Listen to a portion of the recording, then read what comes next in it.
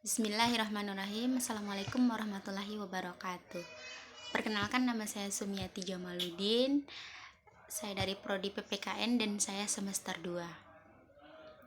Saya akan membahas mengenai pergerakan-pergerakan nasional pada tahun 1908 sampai dengan 1927. Yang dimana yang pertama saya akan membahas mengenai PNI atau yang disebut dengan Pendidikan Nasional Indonesia. PNI didirikan pada tanggal 4 Juli 1927 di Bandung oleh para tokoh nasional seperti Dr. Cipto Mangkusumo, Mr. Sartono, Mr. Iskak Cokoro Hadi Suryo, dan Mr. Sunario. Selain itu, para pelajar yang bergabung dalam LG Study Club atau disingkat dengan EECA yang diketuai oleh Insinyur Soekarno turut pula bergabung dengan partai ini. Nah, pada tahun 1928 bergantian nama menjadi Perserikatan Nasional Indonesia, kemudian berganti lagi menjadi Partai Nasional Indonesia. Nah, pada tahun 1927, PNI dianggap membahayakan Belanda karena menyebarkan ajaran-ajaran pergerakan kemerdekaan sehingga pemerintah Hindia Belanda mengeluarkan perintah penangkapan pada tanggal 24 Desember 1929. Nah, yang dimana penangkapan baru ini dilakukan pada tanggal 29 Desember 1929 terhadap tokoh-tokoh PNI di Yogyakarta seperti Soekarno, Gatot Mangkupraja, Sapriadinata, dan Maskun Sumadireja. Nah, memasuki pada tahun 1930 yang dimana pengadilan para tokoh yang ditangkap ini dilakukan pada tanggal 18 Agustus 1930. Nah, setelah diadili di pengadilan Belanda, maka para tokoh ini dimasukkan dalam penjara yang namanya penjara Sukamiskin. Nah, terletak di Bandung. Dalam masa pengadilan ini, Insinyur Soekarno menulis pidato Indonesia menggugat dan membacakannya di depan pengadilan sebagai gugatannya. Kemudian kita akan memasuki lagi yang kedua, yaitu PNI baru atau yang disebut dengan Pendidikan Nasional Indonesia Baru. Nah, di sini PNI didirikan pada tanggal 25 sampai dengan 27 Desember 1931.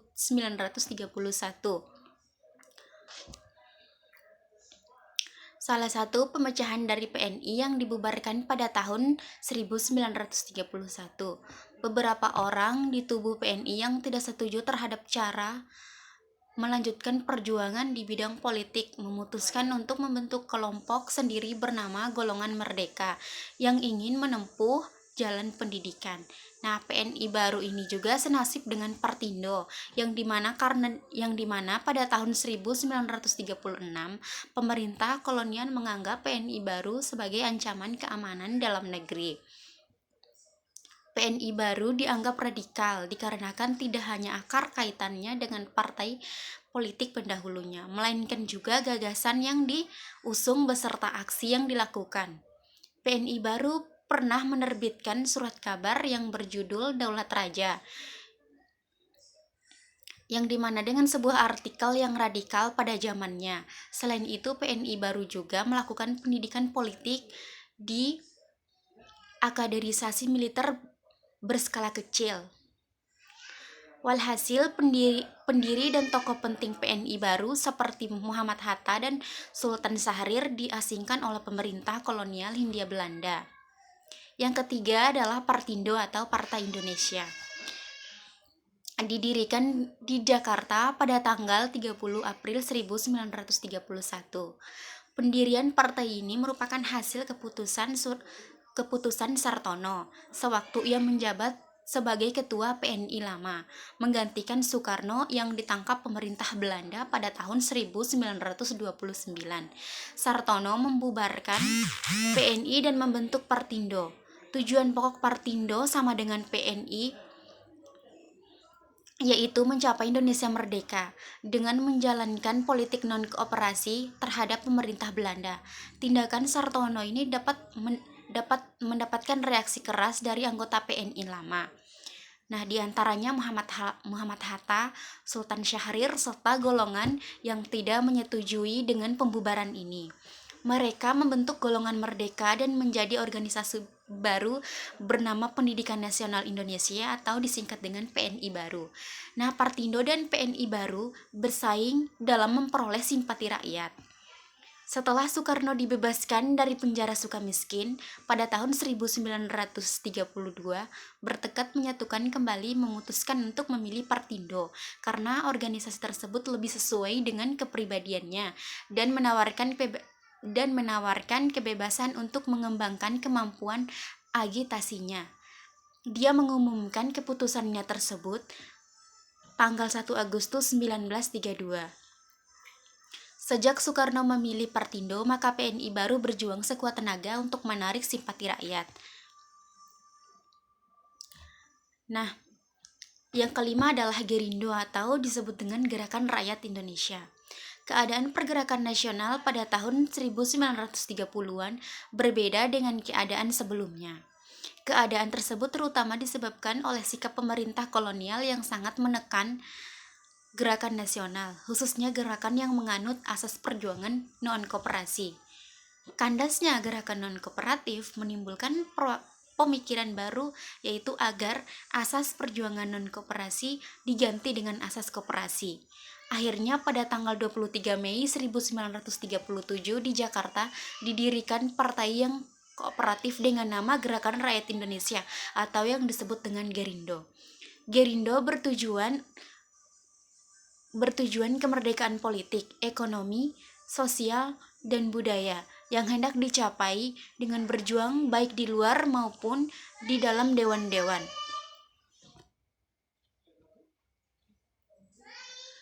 Yang kelima adalah Parindra atau yang disebut dengan Partai Indonesia Raya, yang dimana Parindra ini adalah nama yang digunakan oleh dua partai politik Indonesia.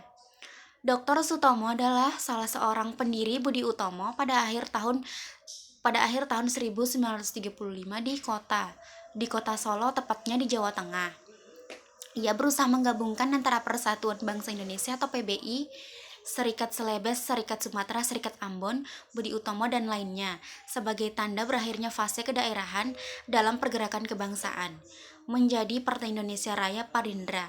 PBI sendiri merupakan klub studi yang didirikan di Dr. Sutomo pada tahun 1930 di Surabaya.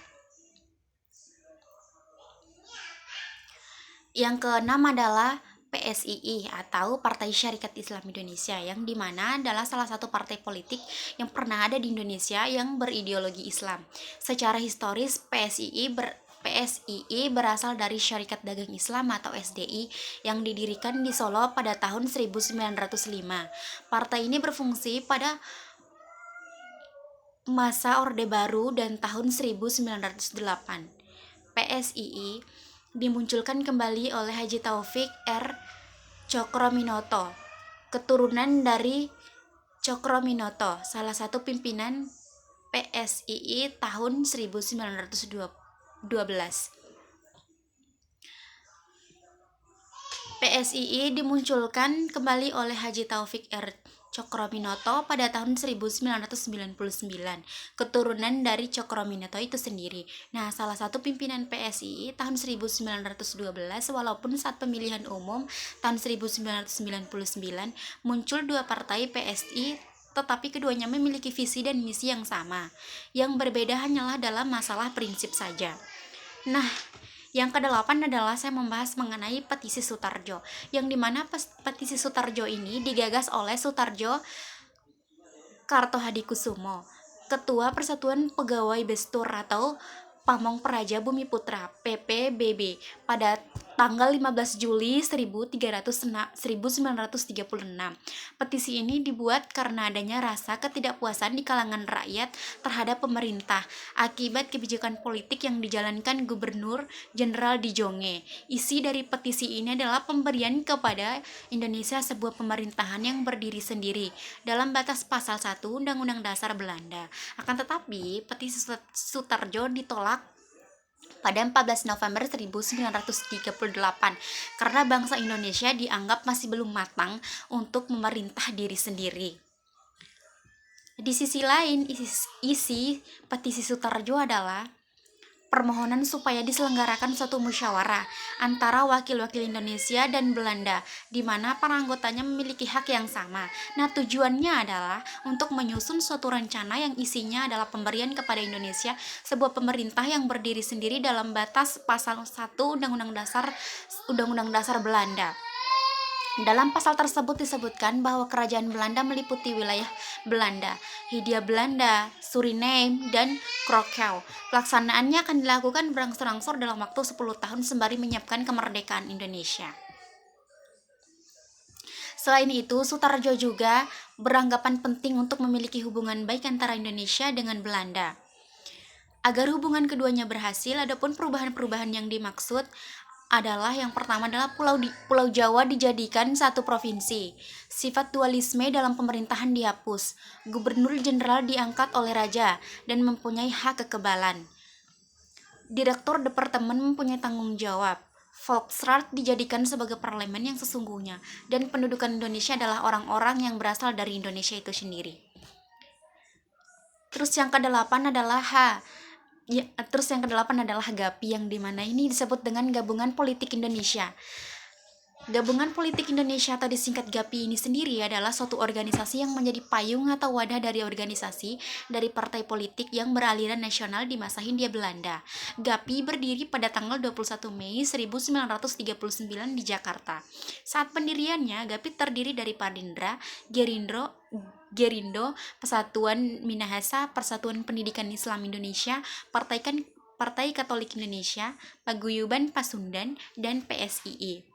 Walaupun bergabung dalam GAPI, partai-partai tersebut tetap mempunyai kemerdekaan penuh terhadap program kerjanya masing-masing. Nah, bila timbul perselisihan antara partai-partai GAPI bertindak sebagai penengah. Nah, di sisi lain ada pernyataan di dalam organisasinya. GAPI dibentuk atas prakarsa Ketua Departemen Politik Parindra Muhammad Husni Tamrin. Pimpinan pertama GAPI dipegang oleh Muhammad Husni Tamrin dan Parindra, Amir Sarifuddin dan Gerindo, dan Abi Kusno, Joko Rijoso dari PSII. GAPI ini sendiri dibentuk pada tanggal 4 Juli 1939. Semboyannya adalah Indonesia Parlemen. Yang dimana pada bulan September 1939 GAPI mengeluarkan suatu pernyataan yang kemudian dikenal dengan nama Manifest GAPI. Isinya mengajak rakyat Indonesia dan rakyat negeri Belanda untuk bekerja sama menghadapi bahaya fasisme, di mana kerjasama akan lebih berhasil apabila rakyat Indonesia diberikan hak-hak dalam urusan pemerintahan, yaitu suatu pemerintahan dengan parlemen yang dipilih dari rakyat dan oleh rakyat, di mana pemerintahan tersebut bertanggung jawab kepada parlemen tersebut. Baik, terima kasih. Mungkin itu saja yang dapat saya paparkan sebagai acuan bentuk tanggung jawab saya dalam mengerjakan tugas. Terima kasih. Astagfirullah khairat. Wassalamualaikum warahmatullahi wabarakatuh.